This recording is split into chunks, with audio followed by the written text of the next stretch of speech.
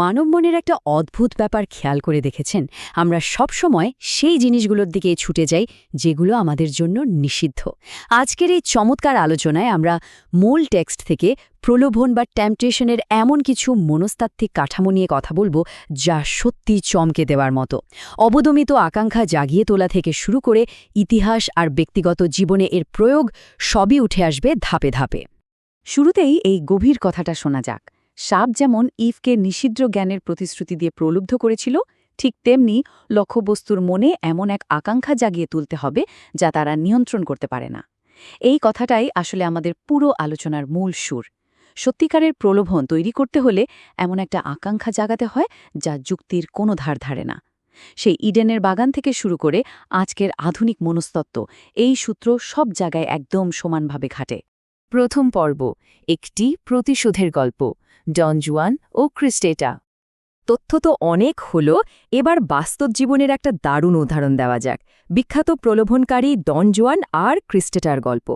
ডন জুয়ানের মতো মানুষকে ভাঁদে ফেলা তো সহজ কথা নয়, কারণ সহজলভ্য কোনো কিছুর প্রতি তার কোনো আকর্ষণই ছিল না। তাই ক্রিস্টেটা খুব বুদ্ধি করে এই নির্দিষ্ট 3টে ধাপে কাজ করেছিলেন। প্রথমে নিজেকে একদম ধরাছোঁয়ার বাইরের একজন বিবাহিত নারী হিসেবে তুলে ধরলেন। এরপর শুরু করলেন মিশ্র সংকেত দেওয়া। এই হয়তো একটু দুর্বলতা দেখাচ্ছেন, আবার পরক্ষণেই কঠোরভাবে সরে যাচ্ছেন। আর এই সুতীব্র দ্বিধাই ডন জুয়ানকে প্রায় পাগল করে তুলেছিল।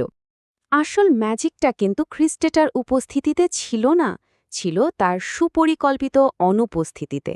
তিনি ডন জুয়ানের মনস্তত্ত্বকেই তার বিরুদ্ধে মারাত্মক একটা অস্ত্র হিসাবে কাজে লাগিয়েছিলেন।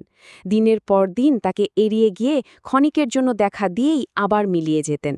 আর যখন ক্রিস্টেটা শেষমেশ আসল সত্যটা প্রকাশ করলেন যে তার কোনো স্বামী বা সন্তান নেই, ততক্ষণে ডন জুয়ান পুরোপুরি তার প্রেমের ফাঁদে আটকে গেছেন এবং আক্ষরিক অর্থেই তার হাতের পুতুলে পরিণত হয়েছেন।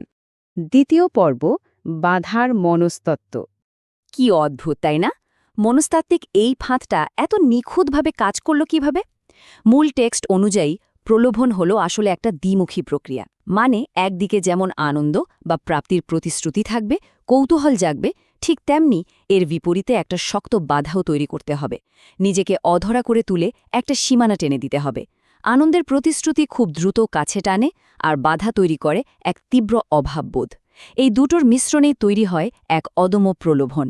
বিখ্যাত সাহিত্যিক অস্কার ওয়াইল্ডের একটা অসাধারণ কথা আছে, প্রলোভন থেকে মুক্তি পাওয়ার একমাত্র উপায় হল তার কাছে আত্মসমর্পণ করা। আনন্দ আর বাধার এই যে সংঘাত, এটা মনের ভেতরে এতটাই তীব্র টানাপোড়েন তৈরি করে যে সেখান থেকে বের হওয়ার আর কোনো উপায় থাকে না। মানুষ তখন এই অসহনীয় মানসিক চাপ থেকে বাঁচতে প্রলোভনের কাছে আত্মসমর্পণ করতে বাধ্য হয়। তৃতীয় পর্ব, ইতিহাসে প্রলোভনের ব্যবহার। শুধু ব্যক্তিগত প্রেমেই নয়, ইতিহাসের বড় বড় রথী মহারথীরাও এ কৌশলটাকে দারুণভাবে কাজে লাগিয়েছেন। স্পেনের রাষ্ট্রদূত গন্ডোমার খুব ভালো করেই জানতেন যে ডিউক অফ বকিংহাম তার নিরাপদ জীবনে ভীষণ একঘেয়েমিতে ভুগছেন। তাই গন্ডোমার তাকে স্পেনে একটা গোপন ও রোমাঞ্চকর অভিযানের লোভ দেখালেন। আবার ভাবুন তো নেপোলিয়ন বোনাপার্টের কথা। সামনে ক্ষুধার্ত, ক্লান্ত আর হতাশ একদল সৈন্য। তিনি কিন্তু তাদের কর্তব্যের বুলি শোনাননি, বরং তাদের চোখের সামনে ইতালির উর্বর সমভূমি আর সীমাহীন গৌরবের এক রঙিন স্বপ্ন এঁকে দিয়েছিলেন। তারা ঠিক মানুষের দুর্বল জায়গাটা চিহ্নিত করে মোক্ষম পুরস্কারটা ঝুলিয়ে দিতেন। তাহলে প্রলোভনের সামগ্রিক ব্লুপ্রিন্ট বা নকশাটা দাঁড়াচ্ছে ঠিক এই রকম।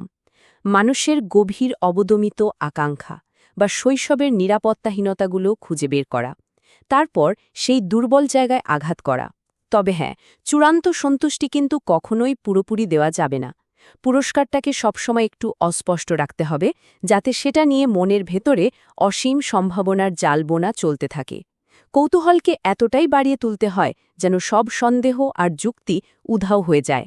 চতুর্থ পর্ব, প্রতীক এবং এর ঠিক বিপরীত দিক।